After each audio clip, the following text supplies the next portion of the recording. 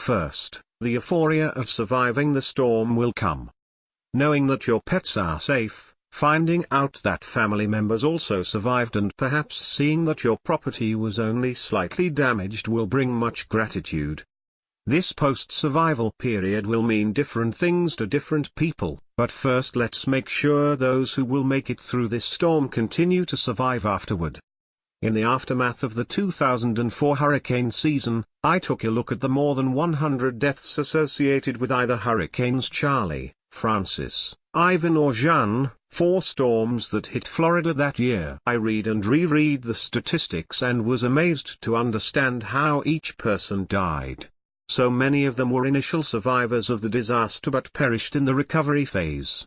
There were some who did not follow the evacuation orders and decided to ride out the storm at home and ultimately drowned due to the storm surge. We have heard the stories of survivors who drove through roads in flooded conditions and their vehicles left the roadway with the occupants of the car drowning in deep ditches. Too many people still think their vehicle is capable of traveling across flooded roads. It takes very little water, in terms of depth, for a car to be lifted and float with the current of the water. Hurricane Irma presents an even harsher reality, as the storm surge may be higher and longer than we have ever dealt with here in Florida. If memory serves me, less than 25% of those who perished actually did so as a direct result of any one of those 4 storms. In an excerpt from an analysis completed by the National Hurricane Center, John L. Bevan 2 notes, casualty and damage statistics. Francis is directly responsible for 7 deaths, 5 in Florida, 1 in the Bahamas, and 1 in Ohio. 3 deaths were caused by wind, 2 by storm surge, 1 by freshwater flooding, and 1 by lightning. The hurricane is indirectly responsible for 43 deaths, 32 in Florida, 8 in Georgia, 1 in Alabama, 1 in the Bahamas, and 1 in Ohio. So, why did the others die? Hurricanes Irma and Harvey remind us why Ronald Reagan was wrong. Several scenarios are to blame.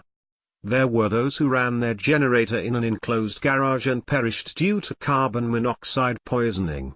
The gentleman who died when he fell off his roof while clearing debris and patching his roof.